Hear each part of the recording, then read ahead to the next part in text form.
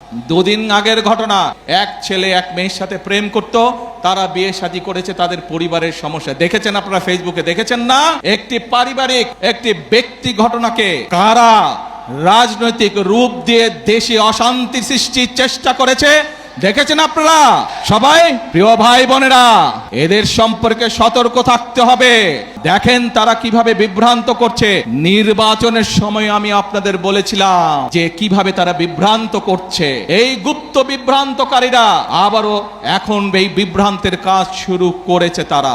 গাজীপুরের সেই যে ইমাম সাহেবের মেয়েকে নিয়ে গত 3 দিন যাবত যে ঘটনাগুলো ঘটতেছে, এগুলো আপনারা সবাই দেখছেন। সেখানে পুলিশ স্পষ্টত বলেছে মেয়েটির সাথে এটা একটা প্রেমের সম্পর্ক, এখানে অপহরণ বলতে আমরা কোনো কিছু পাইনি। রাজনীতি কতটা ভয়ঙ্কর, একজন মসজিদের ইমামও তিনি রাজনীতির কবলে পড়ে গেলেন। গাজীপুর শ্রীপুরের ইমাম সাহেবের কন্যা ফারিহা অপহরণের ঘটনা নিয়ে ধোঁয়াশা সৃষ্টি হয়েছে। আসসালামু আলাইকুম। যারা ভিডিওটি এই মুহূর্তে দেখছেন তাদেরকে অনুরোধ করব দয়া করে পুরো ভিডিওটা সম্পূর্ণ দেখবেন। খুবই গুরুত্বপূর্ণ একটা বিষয় নিয়ে হাজির হয়েছে আপনাদের মাঝে। সম্মানিত বন্ধুগণ, দর্শক শ্রোতা, প্রধানমন্ত্রী তারেক রহমান এবারে মুখ খুলেছে গাজীপুরের শ্রীপুরে সেই ইমাম সাহেবের মেয়ের ঘটনাকে কেন্দ্র করে। হ্যাঁ, আপনারা ঠিকই শুনেছেন। গত কয়েকদিন ধরে সামাজিক যোগাযোগ মাধ্যমে ব্যাপক পরিমাণে আলোচিত একটি ঘটনা, গাজীপুরের শ্রীপুরে একজন ইমামের মেয়েকে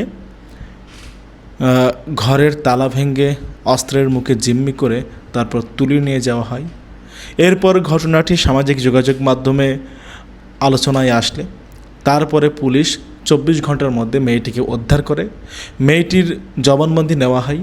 পরবর্তীতে জানা যায় যে তুলে নিয়ে যায়নি, তাকে জোর করে সেই মেয়েটি সেই ছেলেকে পছন্দ করত, তাদের মধ্যে প্রেমের সম্পর্ক ছিল এবং সেই প্রেমের সম্পর্কের জের ধরেই মেয়ে এবং ছেলে বাড়ি থেকে চলে যায় এবং বিয়ে করে এবং বিবাহ বন্ধনে আবদ্ধ হওয়ার পরে বিষয়টি পরিবারের মধ্যে যখন জানাজানি হয় তখন দুই পরিবারের লোকজন, দুই পক্ষের ব্যক্তিরা মিটমাট করার চেষ্টা করে।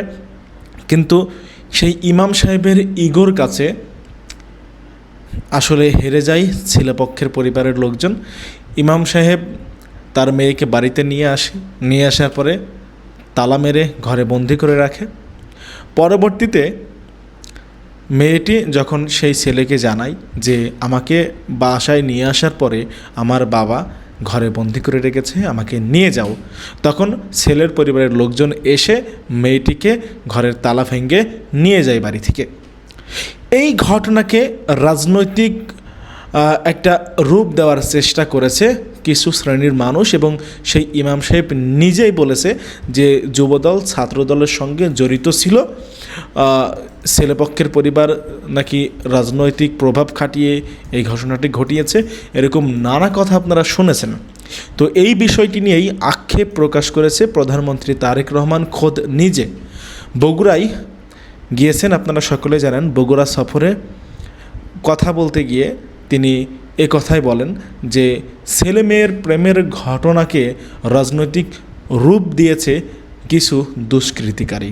যারা এই ঘটনাটি ঘটিয়েছে তাদের বিরুদ্ধে কঠিন পদক্ষেপ নেওয়া হবে। প্রিয় দর্শক শ্রোতা মণ্ডলী, চলুন কথা না বাড়িয়ে প্রধানমন্ত্রী তারেক রহমান কি বলল সেই ইমামের মেয়ের কাণ্ডে। দেখেন তারা কিভাবে বিভ্রান্ত করছে। নির্বাচনের সময় আমি আপনাদের বলেছিলাম যে কিভাবে তারা বিভ্রান্ত করছে। এই গুপ্ত বিভ্রান্তকারীরা আবারও এখন এই বিভ্রান্তের কাজ শুরু করেছে তারা। দুদিন আগের ঘটনা, এই গতকালকের ঘটনা, ময়মনসিংহের ওদিকে একটি জেলায় একটি ব্যক্তিগত তুচ্ছ ঘটনা ঘটেছে। এক ছেলে এক মেয়ের সাথে প্রেম করত, তারা বিয়ে শাদী করেছে, তাদের পরিবারের সমস্যা দেখেছেন আপনারা ফেসবুকে, দেখেছেন না? কিন্তু সাথে কি এটাও দেখেছেন একটি পারিবারিক একটি ব্যক্তি ঘটনাকে কারা রাজনৈতিক রূপ দিয়ে দেশে অশান্তি সৃষ্টির চেষ্টা করেছে দেখেছেন আপনারা সবাই। প্রিয় ভাই বোনেরা, এদের সম্পর্কে সতর্ক থাকতে হবে। মুক্তিযুদ্ধের সময় আমরা দেখেছি তারা কিভাবে বিভ্রান্তির চেষ্টা করেছে দেশের মানুষকে। 86 সালের নির্বাচনে আমরা দেখেছি তারা কিভাবে বিভ্রান্ত করার চেষ্টা করেছিল দেশের মানুষকে। 96 সালেও আমরা দেখেছি স্বৈরাচারের সাথে গিয়ে তারা কিভাবে দেশের মানুষকে বিভ্রান্ত করেছিল। 2008 সালেও আমরা দেখেছি সেই ওয়াল 11-এর সাথে যোগ দিয়ে তারা কিভাবে বিভ্রান্ত করেছিল দেশের মানুষকে। প্রিয় ভাই বোনেরা, আমরা দেশের মানুষের জন্য ফ্যামিলি কার্ড করতে চাই, কৃষক কার্ড করতে চাই, ইমাম মুয়াজ্জিম সাহেবদের জন্য আমরা সম্মানের ব্যবস্থা করতে চাই, খাল খনন করতে চাই, বৃক্ষরোপণ করতে চাই, দেশের যুবকদের কর্মসংস্থানের জন্য বিদেশে এবং দেশে কর্মসংস্থানের কথা করতে চাই। এইসব ব্যাপারে কোনো কাজ করে না। দেখেন নাই নির্বাচনের সময় কেমন বলেছিল, রাখ তোর ফ্যামিলি কার্ড, মনে আছে? প্রিয় ভাই বোনেরা, জনগণের স্বার্থে যেই কাজ সেটিকে তারা রেখে দেয়, কিন্তু নিজেদের ক্ষমতা ষড়যন্ত্রের মাধ্যমে ক্ষমতা কিভাবে কক্ষিগত করতে হবে সেই কাজের জন্য তারা এখন বিভ্রান্ত ছড়াচ্ছে। কিছু রাজনৈতিক দল সংসদে এবং সংসদের বাইরে জনগণকে বিভ্রান্ত করার জন্য কিছু কথাবার্তা তারা বলা শুরু করেছে। প্রিয় ভাই বোনেরা, অন্তর্বর্তীকালীন সরকার 11টি কমিশন করেছিল। 11টি কমিশনের মধ্যে সংবিধান আছে, বিচারের বিষয় আছে, প্রশাসনিক আছে, স্বাস্থ্য আছে, নারী আছে। আজকে ষড়যন্ত্রের গন্ধ পাচ্ছি আমরা। খেয়াল করে দেখবেন, যারা এই সংস্কার করে যারা জনগণকে বিভ্রান্ত করতে যাচ্ছে, জুলাই সনদের সম্পর্কে বিভ্রান্ত করতে চাচ্ছে, তারা কিন্তু নারীর স্বাধীনতা অথবা নারীর উন্নয়ন নিয়ে কোনো কথা বলে না। তারা ওষুধের, বাংলাদেশের মানুষের চিকিৎসার জন্য যে চিকিৎসা কমিশন করা হয়েছিল, বাংলাদেশের মানুষ যাতে ওষুধ সহজে পেতে পারে, চিকিৎসা সহজে পেতে পারবে, সেইটির ব্যাপারে তারা কোনো কথা বলে না। কিভাবে প্রশাসনকে ঠিক করতে হবে সেইটির কথা তারা বলে না। কিভাবে আইন শৃঙ্খলা ঠিক করতে হবে সেইটির কথা তারা বলে না। তারা শুধু সংবিধান এই বিষয়ে কথা বলে। প্রিয় ভাই বোনেরা, আজ সারা দেশের মানুষকে আমি জিজ্ঞেস করতে চাই, আপনারা কি ফ্যামিলি কার্ড বাস্তবায়ন হোক চান? দেশের কৃষক সমাজকে, কৃষকদেরকে আমরা কৃষক কার্ড পৌঁছে দিব সেটি চান? আপনারা কি দেশে খাল খনন চান? বেকার যুবকদের কর্মসংস্থান দেশে এবং বিদেশে ব্যবস্থা করি সেই কাজ চান? আপনারা কি দেশে বৃক্ষরোপণ চান? প্রিয় ভাই বোনেরা, যদি এই কাজগুলো আমাদেরকে করতে হয়, জনগণের সহযোগিতা লাগবে। যদি এই কাজগুলো আমাদেরকে বাস্তবায়ন করতে হয়, এই ষড়যন্ত্রকারীদের বিরুদ্ধে আপনাদেরকে সজাগ এবং সতর্ক থাকতে হবে। কারণ তাদের অতীত ইতিহাস বলে দেয় যে কতবার দেশ স্বাধীনের পরে, দেশ স্বাধীনের আগের শুরু থেকে তারা কতবার চেষ্টা করেছে দেশের মানুষকে বিভ্রান্ত করতে। প্রিয় ভাই বোনেরা, এই দলের প্রতিষ্ঠাতা শহীদ রাষ্ট্রপতি জিয়াউর রহমান বগুড়ার সন্তান, দেশের স্বাধীনতার ডাক দিয়েছিলেন 1971 সালে। আজ আমরা দেখছি যারা দেশের মানুষকে বিভ্রান্ত করতে চাচ্ছে, জুলাই সনদ নিয়ে বিভ্রান্ত করতে চাচ্ছে, প্রিয় ভাই বোনেরা, তারা তো এই দেশের স্বাধীনতাতেই বিশ্বাস করেনি, এই দেশের অস্তিত্বেই তারা বিশ্বাস করেনি। প্রিয় ভাই বোনেরা, যেই দেশের অস্তিত্বেই তারা বিশ্বাস করে না, তাদেরকে কি বিশ্বাস করা যায়? তাদেরকে বিশ্বাস করা যায় না। যেহেতু তাদেরকে বিশ্বাস করা যায় না, প্রিয় ভাই বোনেরা, বাংলাদেশের মানুষ বিগত 12 তারিখের নির্বাচনে ম্যান্ডেট দিয়েছে বিএনপিকে আগামী 5 বছর রাষ্ট্র পরিচালনা করার জন্য। কারণ আমি যেই পরিকল্পনার কথাগুলো আপনাদের সামনে তুলে ধরেছি, এর সাথে আরো যে করে পরিকল্পনা আছে, যেই 31 দফা আমরা মানুষের সামনে দিয়েছি, যেই জুলাই সনদে আমরা সই করে এসেছি সংসদের দক্ষিণ প্লাজায়, দেশের মানুষ ম্যান্ডেট দিয়েছে সেই জুলাই সনদ বাস্তবায়ন করার জন্য। কোনো বিভ্রান্তিকর পরিস্থিতিতে আমরা পা দেব না। বাংলাদেশের মানুষ ম্যান্ডেট দিয়েছে যেই সকল রাজনৈতিক প্রতিশ্রুতি দেশের মানুষের জীবনযাত্রার মান উন্নয়নের জন্য আমরা মানুষকে প্রতিশ্রুতি দিয়েছি, বাংলাদেশের মানুষ আমাদেরকে ম্যান্ডেট দিয়েছে সেই কাজগুলো বাস্তবায়ন করার জন্য। ঠিক ইনশাআল্লাহ। প্রিয় ভাই বোনেরা, আমি আপনাদেরই ভাই, আমি আপনাদেরই সন্তান। আজ যে পরিকল্পনাগুলো বিএনপি নির্বাচনের আগে আপনাদের দিয়েছে, যেই পরিকল্পনাগুলো আমরা বাস্তবায়নের কাজ শুরু করেছি, এই কাজগুলো আপনাদের সন্তান হিসেবে, বগুড়ার সন্তান হিসেবে যদি আমি করতে পারি, তাহলে নিশ্চয়ই আপনাদের গৌরব বৃদ্ধি পাবে, বগুড়ার প্রতিটি মানুষের গৌরব বৃদ্ধি পাবে।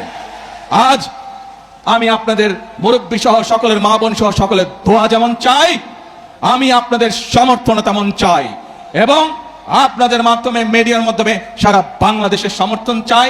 যারা দেশে গোলযোগ সৃষ্টির আবার পায় তারা করছে, ঠিক যেভাবে পালিয়ে যাওয়া স্বৈরাচার বলেছিল, দেশনেত্রী খালেদা জিয়া যখন দেশ পরিচালনার দায়িত্বে পেলেন, স্বৈরাচার বলেছিল 1 মিনিটও শান্তিতে থাকতে দিব না, মনে আছে? সেই একই ভূত কিন্তু আবার এদের উপরেও সাওয়ার করেছে। দেখেন কেমন আন্দোলন আন্দোলন কথা বলে, আর ব্যক্তি ঘটনাকে কিভাবে রাজনৈতিক রূপ দিতে চায়, ঠিক দিনাজপুরের ইয়াসমিনের ঘটনার মতন, যে ওই ঘটনাকে রাজনৈতিক রূপ দিয়ে দেশে অশান্তি তৈরি করা হয়েছিল। 172 দিনের হরতাল লাগা ছিল, মনে আছে নিশ্চয়ই আপনাদের। আসুন, আজ সময় হয়েছে যে মানুষ ম্যান্ডেট দিয়েছে বিএনপিকে তাদের পরিকল্পনা বাস্তবায়ন করার জন্য। মানুষ ম্যান্ডেট দিয়েছে বিএনপিকে যেই জুলাই সনদে বিএনপি স্বাক্ষর করেছে সেই জুলাই সনদ বাস্তবায়ন করার জন্য। কাজেই যার ম্যান্ডেট বাংলাদেশের জনগণ আমাদেরকে দিয়েছে, যেই প্রতিশ্রুতি জনগণকে আমরা দিয়েছি, আসুন আল্লাহর রহমতে আজকে এই মিটিং এ আমরা প্রতিশ্রুতি শপথ গ্রহণ করতে চাই। প্রত্যেকটি সেই শপথ হবে প্রত্যেকটি প্রতিশ্রুতি ইনশাল্লাহ যাতে আমরা বাস্তবায়ন করতে পারি, প্রত্যেকটি প্রতিশ্রুতি আমরা বাস্তবায়ন করব। গাজীপুরের সেই যে ইমাম সাহেবের মেয়েকে নিয়ে গত 3 দিন যাবত যে ঘটনাগুলো ঘটতেছে, এগুলো আপনারা সবাই দেখছেন এবং এটা নিয়ে সবাই ভিডিও বানাইতেছে। আমিও গতকালকে একটা ভিডিও বানাইছিলাম এবং সেই ভিডিওতে যে দৃশ্য আমরা দেখছি, যে একটি অসহায় বাবার আর্তনাদ সারা দেশবাসীর হৃদয় কাঁপিয়েছে। এমনকি যে বাংলাদেশের যত পলিটিক্যাল লিডার্সরা আছেন তারাও এটা নিয়ে জবানবন্দি দিচ্ছেন। আপনারা জানেন যে জামাতে আমির ডক্টর শফিকুর রহমান সাহেব একটা বিরাট একটা বিবৃতি দিয়েছেন। উনি বলেছেন যে আমি মাননীয় প্রধানমন্ত্রীকে অনুরোধ করব, উনার নির্দেশনায় সচিবালয়ের একজন কর্মচারীর বা কর্মকর্তার ছেলেকে যেভাবে 24 ঘন্টার মধ্যে উদ্ধার করা হয়েছে, ঠিক তেমন ভাবেই যেন প্রধানমন্ত্রী এই মেয়েটাকে উদ্ধার করে, এমন করেই বলেছেন আমাদের আমির সাহেব। তারপর যাই হোক, আজকে গতকালকে মেয়েটিকে উদ্ধার করা হয়েছে, থানা পুলিশ তাকে ধরে এনেছে এবং মেয়েটি জবানবন্দি নিয়েছে। মূল আসামি পলাতক, তবে কয়েকজনকে ধরা হয়েছে। মূল আসামি যে আবিদ, তাকে এখনো ধরতে পারেনি পুলিশ, কিন্তু বাকি 2-3 জনকে ধরে ফেলেছে, আরো বাকিদেরকে খুঁজছে। তবে পুলিশ যে জবানবন্দি নিয়েছে সেখানে পুলিশ স্পষ্টত বলেছে যে মেয়েটির সাথে এটা একটা প্রেমের সম্পর্ক, এখানে অপহরণ বলতে আমরা কোনো কিছু পাইনি। এটা পুলিশের কাছে জবানবন্দি দিয়েছে মেয়েটি। আমি সেগুলো পরে শোনাচ্ছি। এখন মূল সমস্যাটা কোথায় হয়েছে জানেন? এখন দুই পক্ষ দুই ধরনের কথা বলছে। আমরা যারা সাধারণ মানুষ, আমরা কোনটা বিশ্বাস করব, কোনটাকে অবিশ্বাস করব, কোনটা সত্য কোনটা মিথ্যা, বা কোনটা সত্য কোনটা অসত্য, এটা নিয়ে বেশ ঝামেলায় পড়ে গেছে বাংলাদেশের মানুষজন। কারণ যে ব্যাপারটা ঘটেছে এটা অত্যন্ত হৃদয় বিদারক। বাবার কোল থেকে মেয়েকে পিস্তল ঠেকিয়ে নিয়ে গেছে, এটা একটা বিরাট অপরাধ। এখন গল্প বিভিন্নভাবে মোড় নিচ্ছে।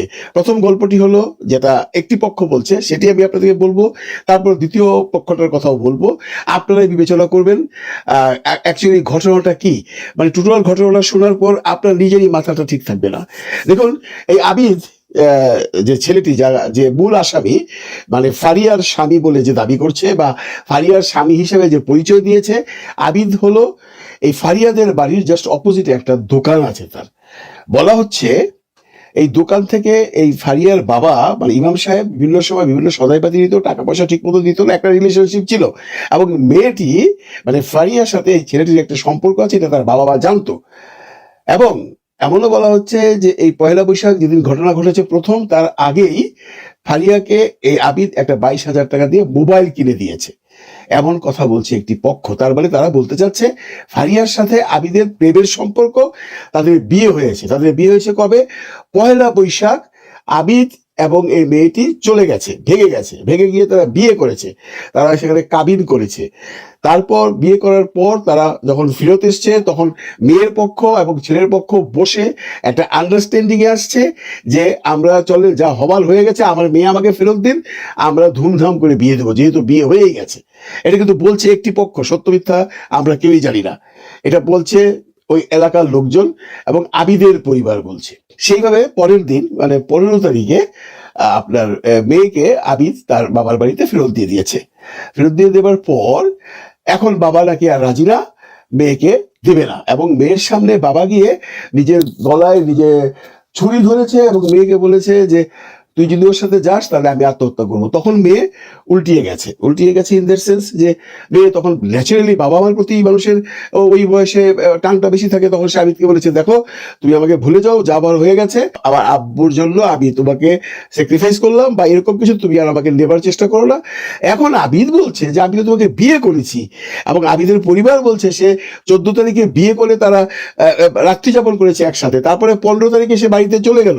তার ওরা বলতে চাচ্ছে যে বাসর হয়ে গেল, বিয়ে হলো না, এটা তো হতে পারে না।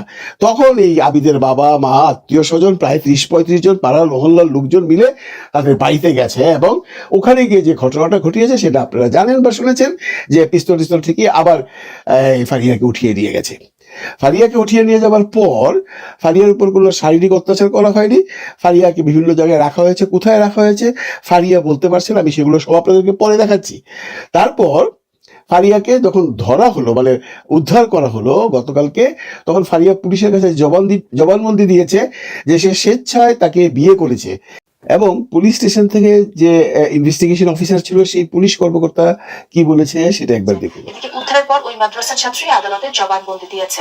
পুলিশের সাথে কথা বলে জানা যায় আবিদের সাথে স্বেচ্ছায় বাড়ি ছাড়ে মেয়েটি। একদম নিরাপদ অবস্থা, সেফ অবস্থা।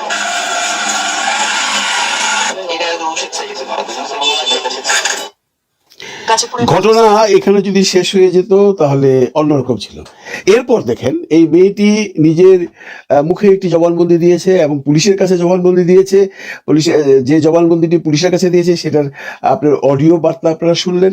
কিন্তু তার পরবর্তীতে মেয়েটি যখন তার বাড়িতে এসছে, এখন মেয়েটি বলছে এই যে জবানবন্দিগুলো যেগুলো দেওয়া হয়েছে সেগুলো তাকে ভয় দেখিয়ে দেওয়া হয়েছে এবং তাকে বলা হয়েছে যদি সে এই ধরনের জবানবন্দি না দেয় তাহলে তার বাবা এবং তার ভাইকে আবিদ এবং আবিদ গং খুন করে ফেলবে। সেই ভয়ে সে তার পুলিশে দেওয়া জবানবন্দি অস্বীকার করেছে এবং সে যেটা সত্য ঘটনা সেটা আবার তুলে ধরেছে। এখন ঘটনা হচ্ছে দেখেন জবানবন্দি দুইটা, হ্যাঁ, একটা হলো সে পুলিশের কাছে একটা জবানবন্দি দিয়েছে, আবার সে সাংবাদিকদের কাছে অন্য একটা জবানবন্দি দিয়েছে। আমরা এখন কোনটা বিশ্বাস করব? তবে গুণীজনরা বলছে যে মেয়েটা যে বলছে এখন যেটা বলছে যে তাকে জোরপূর্বক এই জবানবন্দিটা নেওয়া হয়েছে পুলিশ স্টেশনে, এটা কতটুকু সত্য সেটা এখন খতিয়ে দেখবার বিষয়। এখানে আরেকটি প্রশ্ন কিন্তু থেকেই যায়, পহেলা বৈশাখে যখন তাকে উঠিয়ে নিয়ে গেল তখন তার পিতা এই আমাদের ইমাম সাহেব কোনো রকম কোনো জানান দিল না, কোনো রকম প্রতিবাদ করলো না। ওনার প্রতিবাদটা হয়েছে তোষারা বৈশাখ, মানে পরের দিন যখন তার মেয়েকে ফেরত দেওয়া হয়েছে এবং পারিবারিকভাবে কথা হয়েছে যে আমরা দুই পক্ষই মেনে নিলাম, এখন আমরা পারিবারিকভাবে বিয়ে দেব। তারপর তাকে আটকিয়ে রেখেছে। তারপর এই 16 তারিখে মেয়েটাকে ওরা দ্বিতীয়বার এখান থেকে হাইজ্যাক করেছে। এখন প্রশ্ন কিন্তু অনেকগুলোই থেকে যায় যে কোনটা সত্য কোনটা মিথ্যা, আমরা কোনটা বিশ্বাস করব কোনটা অবিশ্বাস করবো। মেয়েটির প্রথম কথা যদি বিশ্বাস করি তাহলে গল্প এখানেই শেষ, কিন্তু মেয়েটির দ্বিতীয় যে জবানবন্দি সেটা কিন্তু গল্পের মোড় টোটালি ঘুরিয়ে দিয়েছে। রাজনীতি কতটা ভয়ঙ্কর! একজন মসজিদের ইমামও তিনি রাজনীতির কবলে পড়ে গেলেন। মসজিদের ইমাম তার 16 বছরের মেয়েকে তিনি মাদ্রাসায় পড়াশোনা করাতেন। মাদ্রাসায় যাওয়ার পথে মেয়েটিকে উত্তপ্ত করত এলাকার কিছু সংখ্যক যুবকরা। সেখান থেকে একজন মেয়েটিকে প্রচন্ড পছন্দ করতেন। এক পর্যায়ে তিনি এই বিষয়টি বুঝতে পেরে তিনি তার পরিবারকে জানায়। পরিবার যখন সেই ছেলেগুলোকে নিষেধ করে যে তুমি আমার মেয়েকে আজ থেকে আর ডিস্টার্ব করবে না, তখনই সেই ছেলেটি বলে আমি আপনার মেয়েকে একদিন অপহরণ করব। যেমন কথা তেমনই সেই ছেলেটির কাজ।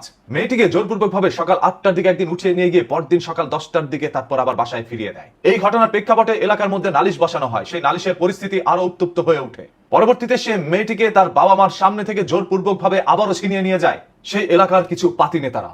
বাবা শত চেষ্টা করার পরও মেয়েটিকে ধরে রাখতে পারে নাই, কারণ বাবার কাঁধে তখন বন্দুক ঠেকানো ছিল। মেয়েটিকে নিয়ে যাওয়ার পর যখন বাবা তাদের রাজনৈতিক পরিচয়গুলো শনাক্ত করে মানুষের সামনে প্রকাশ করতে থাকলো, তখনই পুরো ঘটনার মোড়কে উল্টে দেওয়া হলো। তখনও মেয়েটি জিম্মি অবস্থায় রয়েছিল সেই আবিদ ও সুবিদের কাছে। জোরপূর্বক ভাবে মেয়েটিকে টিপসই দিয়ে তারা বিয়েও করে নাই বলে দাবি করে। মেয়েটিকে ভয় ভীতি দেখিয়ে ভিডিও ধারণ করা হয়। বলা হয় তুমি যদি এখন না বলো যে স্বইচ্ছায় তুমি আমার কাছে চলে আসছো, তাহলে তোমার বাবা, তোমার মা এবং তোমার ভাইকে দুনিয়া থেকে সরিয়ে দিব।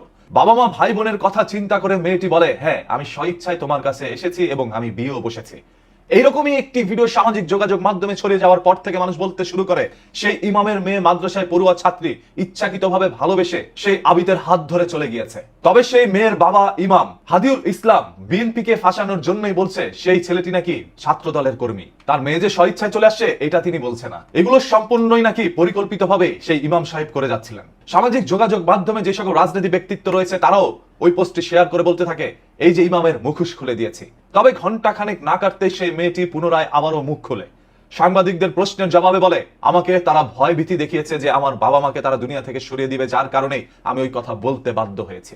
তারা আমাকে জোরপূর্বক ভাবে উঠিয়ে নিয়ে গেছে অস্ত্রের মুখে। আমাকে রাতের বেলা তার নানুর বাসায় নিয়ে যায়, ওইখান থেকে নিয়ে যায় রেস্টুরেন্টে, তারপর নিয়ে যায় আবাসিক হোটেলে। বাকি ঘটনা আপনারা বুঝে নেন। একজন মেয়ের সাথে এরকম কাজ করার পরেও এখন পর্যন্ত সেই আবিদ সুমিত বা যারা এর সাথে জড়িত ছিল কোনো অপরাধীকেই ধরা হয়নি। উল্টো নাকি সেই থানার ওসি বলছে আপনার মেয়ে ভালোবেসে সেই ছেলের সাথে চলে গিয়েছে, আপনি কেন আসছেন এখানে অভিযোগ করতে।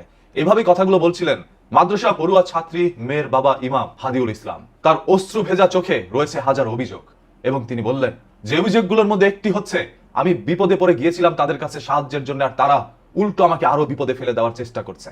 তারা আমার মেয়ে এবং আমার উপরে অপবাদ তুলে দিচ্ছে, এটা আমি সইব না। তিনি নাকি পৃথিবীর একমাত্র বাবা যার চোখের সামনে তার মেয়েকে ছিনিয়ে নিয়ে গিয়েছে, তবে তিনি বাবা হয়ে কিছুই করতে পারেন নাই। এইগুলো বলে চিৎকার করে কান্নাকাটি করছিলেন সেই মসজিদের ইমাম। আজ আপনারা বুঝতে পারলেন রাজনীতি কতটা ভয়ঙ্কর। এই রাজনীতি কখন কাকে ফাঁসিয়ে দেয় সেটা আপনি কল্পনাও করতে পারবেন না। বাংলাদেশ পুলিশের কাছে আমার একটি অনুরোধ, আপনারা প্রত্যেকটি সত্য আর স্বচ্ছ করে জানুন।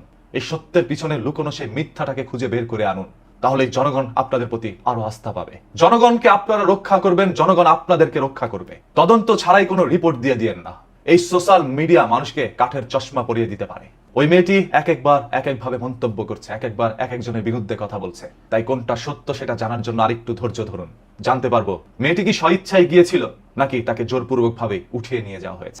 গাজীপুর শ্রীপুরের ইমাম সাহেবের কন্যা ফারিহা অপহরণের ঘটনা নিয়ে যে পরিমাণ ফেসবুকে বক্তব্য, লাইভ এবং বিভিন্ন সংবাদ মাধ্যমে সংবাদ প্রচারিত হয়েছে এবং যে পরিমাণ ধোঁয়াশা সৃষ্টি হয়েছে, এমনকি সবচেয়ে বেশি খারাপ লেগেছে এই বিষয়টি চিন্তা করে যে একজন আলেমের বাড়িতে হামলা করে তার ঘরের দরজা ভেঙে মাথার মধ্যে পিস্তল ঠেকিয়ে অকথ্য ভাষায় গালিগালাজ করে তার কন্যা সন্তানকে অপহরণ করে উঠিয়ে নেওয়া হলো।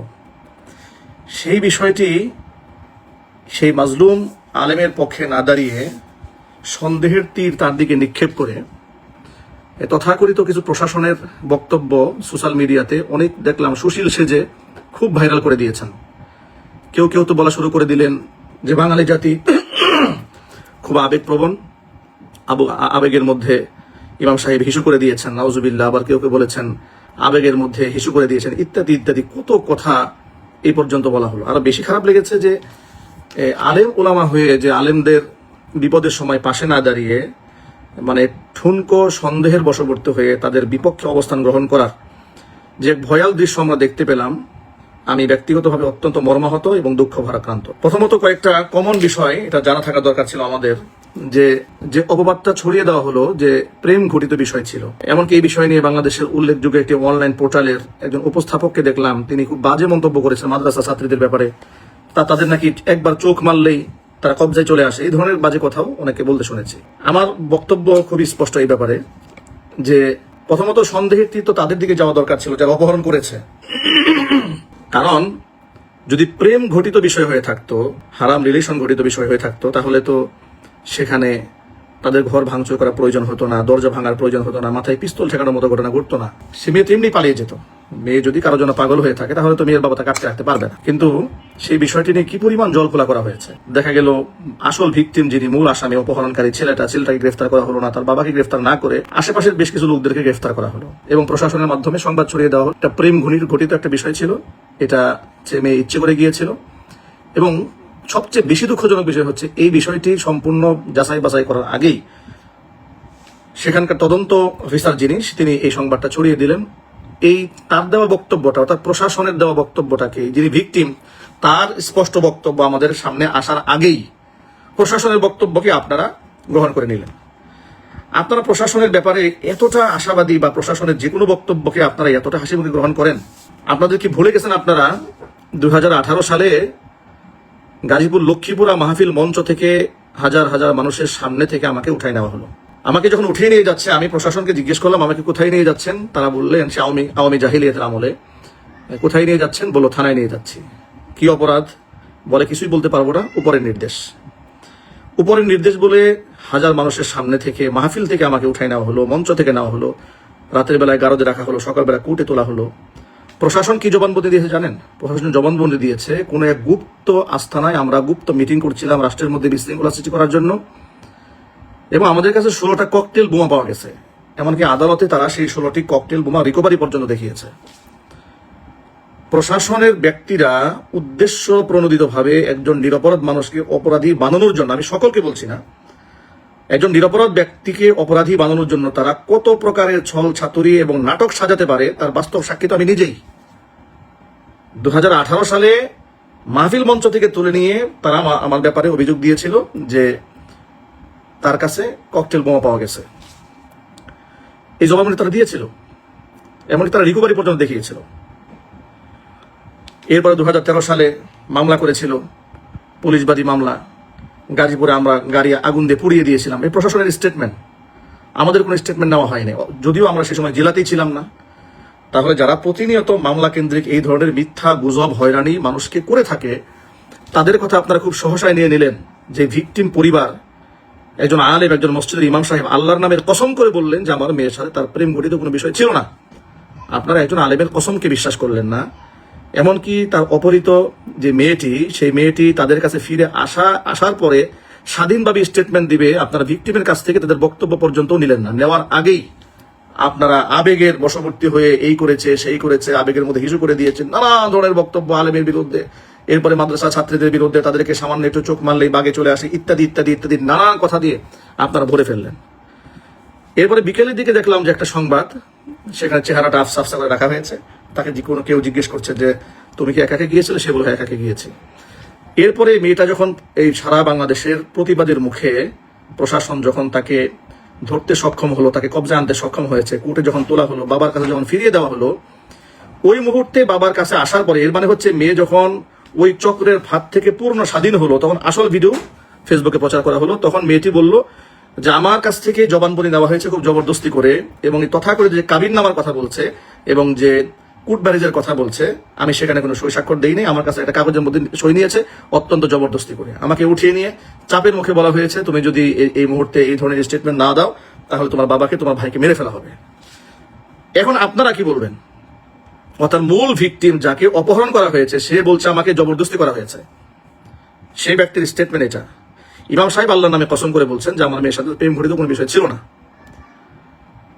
যেখানে প্রেম ঘটিত বিষয় হবে সেখানে তো ভাঙচুর করা, মাথার মধ্যে পিস্তল ঠেকানো, এই ধরনের কোনো বক্তব্য আসার কথাও না। আর যদি আমরা বিতর্কের খাতিরে মেনে নিলাম যে ঠিক আছে, আমি তর্কের খাতিরে মেনে নিলাম যে ঠিক আছে প্রেম ঘটিত বিষয় ছিল, তাই বলে কি প্রেম ঘটিত বিষয় হলেই কোন একজন অপ্রাপ্ত বয়স্ক মেয়েকে তার বাবার অবাধ্য হয়ে তার বাড়ি গিয়ে হামলা করে, মাথায় পিস্তল ঠেকিয়ে বাড়িঘর ভাঙচুর করে মেয়েকে অপহরণ করা রাষ্ট্রীয়ভাবে কি বৈধতা রয়েছে? আপনাদের কার্যক্রম দেখে মনে হচ্ছে যে এটা আইনত বৈধ। যেহেতু তার প্রেম ঘটিত বিষয়, তাহলে তার বাড়ি এখন ভাঙচুর করা যাবে, তাকে এখন কিডন্যাপ করা যাবে, তাকে এখন উঠিয়ে নেওয়া যাবে, তাহলে সব ধরনের কাজ করা যাবে।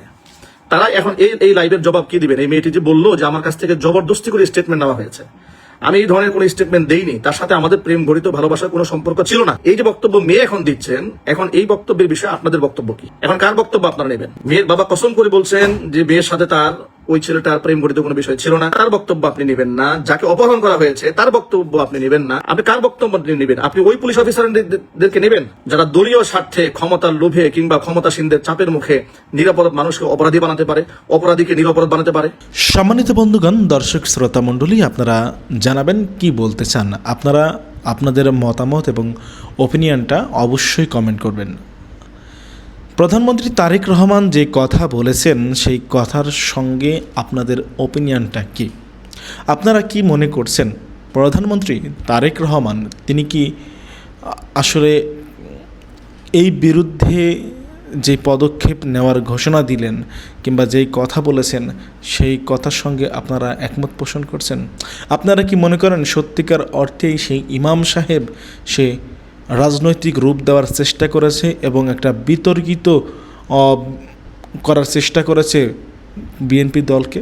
যদি তাই হয়ে থাকে, আপনাদের যদি মনে হয়ে থাকে যে সেই ইমাম সাহেব মিথ্যা বলেছে, ছেলেমেয়ের প্রেমের ঘটনাকে রাজনৈতিক রূপ দিয়েছে, তাহলে কি মনে করেন তাকে কি আইনের আওতায় আনা উচিত? অবশ্যই কমেন্ট করে জানাবেন আপনাদের ওপিনিয়ন, মতামত। একের পর এক নানা ধরনের আমরা বিষয় দেখতে পারছি এই ইমামের মেয়ের এই ঘটনাকে কেন্দ্র করে। কখনো ছেলের পক্ষ থেকে বলা হচ্ছে, ছেলের পরিবারের পক্ষ থেকে বলা হচ্ছে যে সে আমার বিবাহিত বউ, আমার বিয়ে করা বউ, আমরা জোর করে নিয়ে যাইনি।